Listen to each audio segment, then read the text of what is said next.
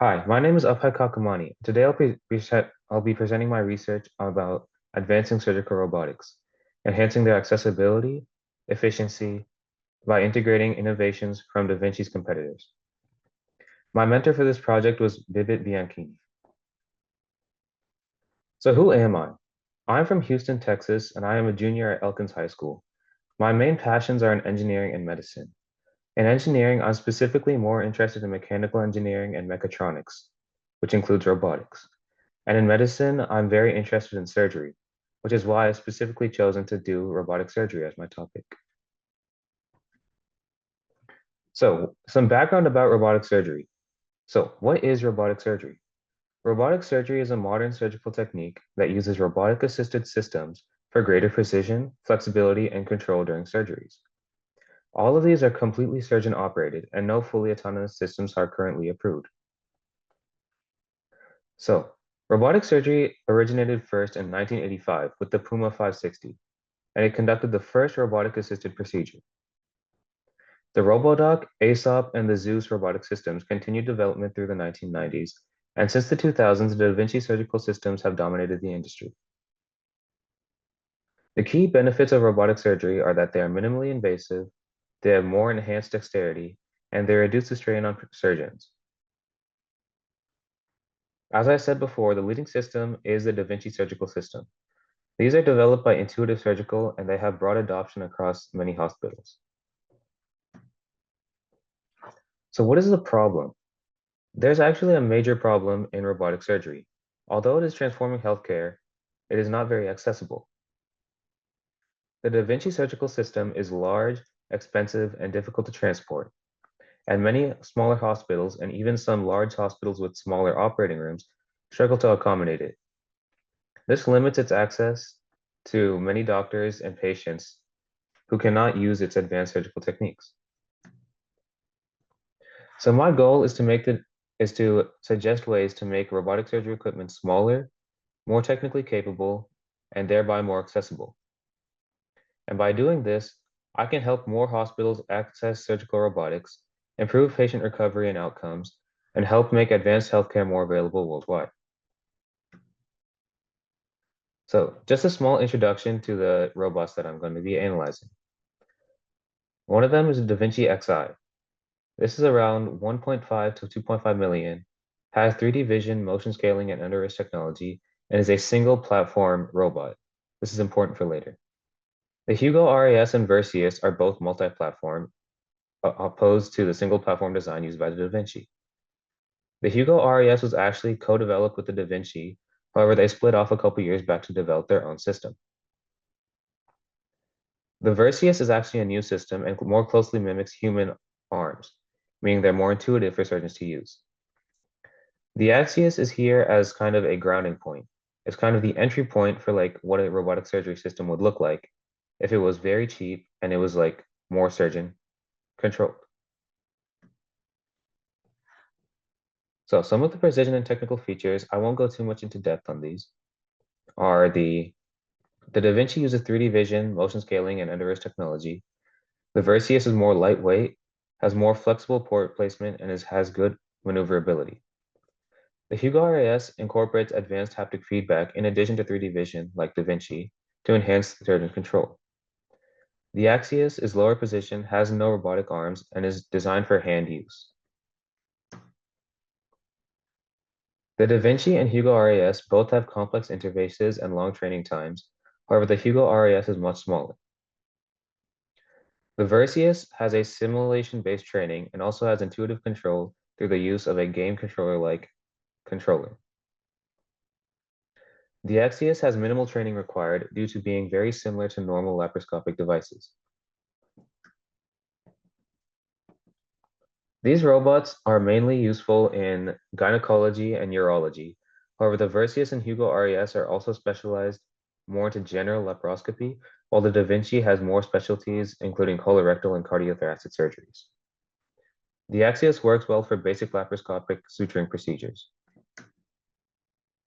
So out of all of these robots, the Da Vinci is the most expensive, and the Versius and Hugo RES are much cheaper, and by being modular, they lower the expenses for the hospitals.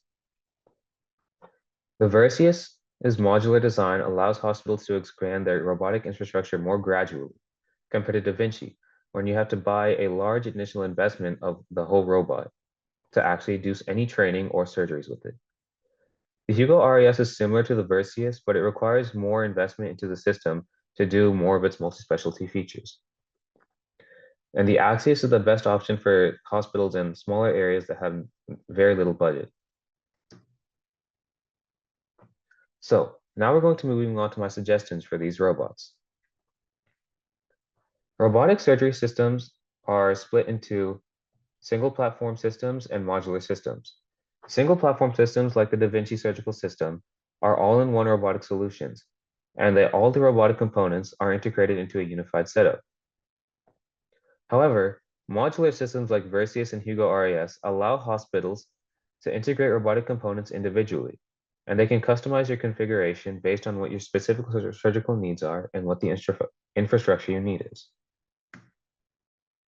So some key differences between single and modular platforms are here. So single platforms are comparatively less flexible in their port positioning compared to modular systems, which are comparatively more flexible. They have larger upfront costs, whereas modular systems have a gradual investment. The single systems has a steeper learning curve, and they have a higher training cost, whereas the modular systems mimic traditional laparoscopy, meaning they have a faster certain adaptation. So the non-technical impacts of modular systems are that they expand robotic surgery to smaller hospitals. They can lower costs which would encourage wider implementation, and they can reduce surgeon fatigue, as their flexible ergonomics can improve comfort. They're also more efficient as surgeons can be trained on them faster, and they can implement them very gradually to boost the workflow speed. In conclusion, the modular robotic systems offer greater flexibility, lower costs, and improved accessibility. Hospitals can scale their investment in robotic surgery with modular designs. They can improve ergonomics and have faster training to help expand adoption and improve surgical efficiency. And I believe future advancements in them should focus on enhancing affordability, portability, and automation to further democratize robotic surgery. Thank you.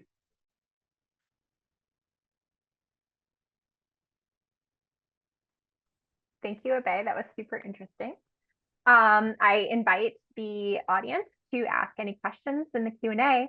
I'll kick it off because I'm curious if your research uncovered any drawbacks to modular systems. Yes, modular systems, although they are cheaper by unit, if you have to buy more than one of these systems, let's say if you buy one module, it's cheaper.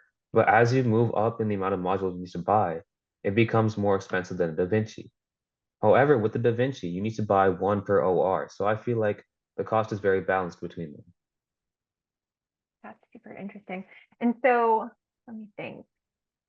Are there, as you were looking at the Da Vinci system, was it obvious to you how it might be able to be made modular? Actually, the Da Vinci and the Hugo RES were developed. It was actually the Da Vinci was actually a co-developed project by Medtronic and Intuitive Surgical. However, Medtronic left the partnership a couple years back to develop their own system, which is the Hugo RES. So they kind of took the learning that they had from the Da Vinci system development and put it into the more modular Hugo RES system. Interesting. And do you have a sense, or did your research cover which one has the most adoption? Currently, because the Da Vinci is so dominant and it has the most technical capacity, it is the most dominant in the field. However, these other systems like the Versius and the Hugo RAS are actually catching up quickly. And did your research uncover any kind of up and coming market entrants that might take over or disrupt? Yes, apart from these, there's one that Johnson & Johnson is developing. So what that one does, it's more of like a single platform device. However, it is more compacted than Da Vinci. So what the arms do, they fold under the table when it's not being used, making it much smaller. Super interesting stuff. Well, thank you so much for sharing this presentation with us.